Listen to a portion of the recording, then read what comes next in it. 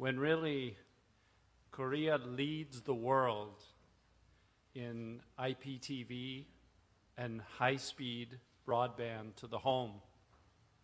We focus a lot in our industries on computer improvements, Moore's law, semiconductor density, doubling every 18 months. But just as important, or maybe more important, is the improvements that our physicists have been making in fiber optic bandwidth speeds. It used to be that a single fiber optic could only transmit one wavelength worth of bandwidth. And now, a single fiber optic can handle an incredible amount of data. In fact, in the United States, Netflix has over 20 million online, over-the-top subscribers, and the peak viewing on Friday night can fit today in a single fiber optic. The peak viewing of Netflix across the entire world can fit in one fiber optic. And a fiber optic is so small, it's the size of one human hair for a fiber optic. I was surfing in Costa Rica about 9 months ago, in the northwest coast. It's all jungle there. There's very little settlement. It's dirt roads. You drive long down a dirt road, and there's some bungalows with good waves. And I was surprised because I had good bandwidth out in the jungle. How can this be? I know, of course, that DSL, I got about 3 or 4 megabits. DSL only works at 3 or 4 megabits about 2 miles. So one day, there were not many waves. I said, okay, I'm going to walk down the telephone line, see what's here. I walked down the telephone line about 2 miles, and there in the middle of the jungle of Costa Rica is a D-slam, the end between a DSL and fiber optic. And then it's all dirt road. And I asked a Costa Rican friend, and he said, yes, the government of Costa Rica is prioritizing fiber optic over paving the roads. More important to get fiber optic. The government of Australia recently bought the telephone company Telstra to be able to put broadband fiber to every home in the world. Everybody is following Korea in terms of high-speed bandwidth to the home. And that's why it's such a great honor to be able to have a chance to speak with you today. Because great bandwidth is not useful of its own. Great bandwidth has to have great devices at the end of the bandwidth to create amazing user experiences. Some background on Netflix. I started Netflix 14 years ago, and we started by mailing DVDs. A DVD is about 5 gigabytes, and we could mail it overnight for about 40 US cents. So it's actually a very efficient digital distribution network. And that's how we started. And then in 1997, we started streaming. And since then, our business has grown very rapidly. Over 20 million subscribers today. We're operating in 45 countries, all of the countries of the Caribbean, Latin America, Brazil, Canada, the US, and we're launching, all of those 45 countries have been in the last 14 months. And then we're launching in the UK and Ireland in Q1. And what each nation finds is that when you can do on-demand, click and watch, it changes the TV experience. And I'll talk some more about that. The most fundamental thing about smart TV is that it enables on-demand, click and watch. Someday we will look back on the era of broadcast television, and our grandchildren will say, really? The same signal went to everybody? That's so strange. Because they will grow up with everything individualized. Click and watch, individual ad streams, in the big football games, in the big soccer matches, individualized movie selection, individualized shows, and they will view the television and video as individual as email or a phone is today. It's going to become very personal. And the idea that everybody got the same signal will seem strange in another 30 years. Internet video on demand is really a better experience because it's so easy to click and watch. The second most important thing about smart TV is that we can rapidly improve the user experience at web speed. If you think about satellite and cable systems, they improve very slowly. It's a firmware update. It's fraught with risk. You do it very carefully and slowly. And on the web, we update new user interface for a website every 3 weeks. It's a completely different ecosystem of rapid updates, experimentation, and improvement as all of the different companies learn from each other to create great user experiences. Personalized, social, all of these new aspects are being pioneered as part of rapid evolution. Today, nobody knows what social TV really is. Is social TV my friends and I watch the same show at the same time? Or is social TV that my friends see what I'm watching? Or is social TV I see what most people are watching? All of this is yet to be invented. And social will change how we interact with video, how we choose video, how we watch video fundamentally. But the exciting thing is nobody knows how exactly. They just know it's going to change a lot. So it's ripe for innovation. Advertising. Today in broadcast, it's the same advertisement for everybody who watches the broadcast. But it's much more efficient to individualize the advertising to each person. We will either get higher amounts of advertising revenue or fewer ads in every show or some combination. But it's much more efficient if Google or others that know what your interests are can select which advertisement is going to be shown to you, even if the event, like the Olympics or a sports game or the news, is something that many people are seeing at the same time. The ad stream will be unique to each person. And so our belief is that internet video on demand will completely replace linear broadcast video over the next 20 years, like mobile telephony has replaced landline telephony. That is, every year, the number of minutes on landline telephony has declined. And every year, the number of minutes on mobile has increased. And it will be a slow, steady evolution where more and more consumers watch more and more of their video online through smart TV, smartphone, laptops, tablets, and over time, and also generationally, young people will tend to live that life most aggressively. And that's what we're seeing is this enormous beginning, like being at the beginning of the mobile phone revolution. In the United States, Netflix, HBO, ESPN, all of the major brands are creating great experiences. First on a tablet and on the web, and then directly on the television. And every month, these experiences are getting better and better and better.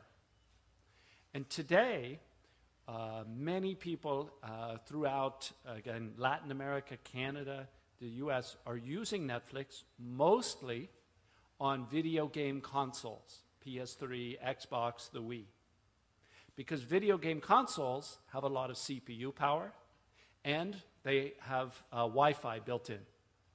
But as TVs adopt those properties, as TVs become powerful online experiences, it's much easier just to pick up the TV, because then you don't have to wait for the PS3 or Xbox to boot up and start. And those are very sophisticated systems necessary for gaming, but they're overkill for watching video. For watching and choosing video, the smart TV is really the right place over time. And so it's a big opportunity. HTML and JavaScript are becoming the universal programming paradigm. Whether that's on an iPad or other tablet, whether that's in Windows 8, whether that's on the phone, whether that's on the TV. Even Adobe now is driving towards HTML and changing all of their tools to be able to generate HTML5 and JavaScript. And the key for smart TV manufacturers are to develop very high performance HTML and JavaScript rendering engines, i.e. a browser, that's very targeted to their specific hardware and to the specific graphic performance and remote controls to be able to expose those interfaces. And in particular, when you do a platform, it's really important to do it well, to have your own applications be running on that platform. So for the TV settings, for the guide, for all of the other applications, if they're also written in HTML5, then it's natural that the underlying platform will be better and faster and get more use. And so it'll come to feel like a Google Chromebook where everything is in the browser. And that'll happen over a couple of years, not overnight. But more and more, each vendor and each chip provider will have very specialized and very high performance HTML browsing. And smart TV changes our industry in 4 primary ways. First, faster TV starts to matter. Historically, it never mattered how fast a TV was. But if you think about tablets and computers and phones, new models are much faster, and that drives consumer adoption and replacement. So iPad 2 comes out, and it's twice as fast as iPad 1, and it gives everyone a reason to buy more, to buy the new device. And if we give consumers a good reason to buy a new TV, they will invest more frequently. Number 2, TV becomes more than a good monitor. In many economies and cultures, most consumers spend time with a cable or satellite remote control. They don't spend time with a TV remote control. And that means that the TV is really just a monitor. And with smart TV, it's a chance for more and more people to use the TV remote and to spend time with the TV, which translates into a willingness to pay for the best experiences and differentiation. Because it's not just a monitor, it's actually how they choose video. Number 3 is smart TV enables user interface innovation. In the past, with electronic programming guide, EPG, there's no reason to innovate because you're just navigating the grid, left, right, up, down. That's all that matters. Now, with internet applications, maybe it will work with voice. Maybe it will work with a pointer. Maybe it will work with all kinds of new forms of user interface. And that will be exciting for the industry, add some excitement to the television, and give, again, consumers reason to spend more and to be more satisfied with a great experience, because now there's a whole new direction of innovation possible and we're starting to see that. In addition, number 4, there's more room for audiovisual innovation. When we think about ultra-high def, it's very challenging to think about how do we sell enough that it makes sense for broadcasters to then broadcast in ultra-high def or 3D or 10.1 or ultra-widescreen. But the internet solves that problem because an internet provider can serve each customer uniquely. And that is going to unleash a new wave of innovation in the smart TV industry, which again gives consumers more reasons to go out and get a new TV, because it can do things their existing TV cannot. So internet TV on demand is driving the smart TV industry. So you might think, should all video applications on a TV look the same? Well, at first glance, yes. If all the applications operate the same, then it's very easy for the consumer, like the electronic programming guide today. So it's simpler, and maybe that will increase adoption. And some smart TV manufacturers have focused on that, on all of the applications should present in a very similar, say, grid-like way. But if you think about when there are periods of great innovation, like on the web, you get unique user interface. So different services, Amazon, Facebook, Expedia, Netflix, have very different experiences. And some conventions emerge naturally, like the logo is in the upper left, the search box is in the upper right. But these emerge not because some guru said it was the right way or because it was the only way. They emerge through the ecosystem and competition. And video services even have different user interface. So ESPN, when you're watching sports, many people want to watch 2 games at once, side by side. But nobody watches 2 movies at once, side by side. So for example, ESPN has different needs and can provide different innovation than, say, a movie and TV show service like Netflix and HBO. But you might say, well, Netflix and HBO, they both have movies. They're very similar, aren't they? But HBO specializes in having just a few shows. And then that makes it very easy to browse, but not much selection. Netflix specializes in having tens of thousands of movies and TV shows to choose from. And so there's a different browsing paradigm involved much more with ratings and recommendations and personalization that's very important to Netflix, not very important to HBO. And so what we'll find is that conventions will emerge naturally, but we really want to let each of these services figure out over the next 5 years what's the best browsing experience, choosing experience that can be created. And too early a standardization effort of what's the video user interface will result in less consumer satisfaction, not more. And just like on the web, there's tremendous innovation. All these services operate a little bit differently because they're covering different areas. Now, search is universal. When Google developed the original web search, it was a way of finding the right browsing experience. And so I think the right combination is to have search work across each smart TV, but then the browse is very specific to the particular area, the type of video, or the type of experience. And again, that parallels the consumer's experience on the web.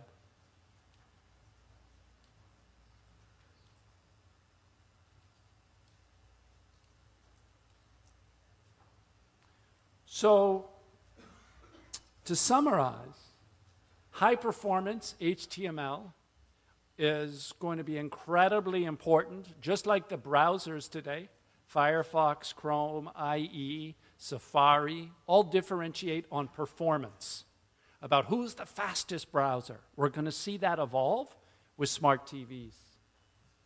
Applications will evolve naturally, and meta search is a great opportunity, in particular if it's very easy to access, a sort of one button to access meta search, which covers the applications, covers the content. That's a very powerful paradigm.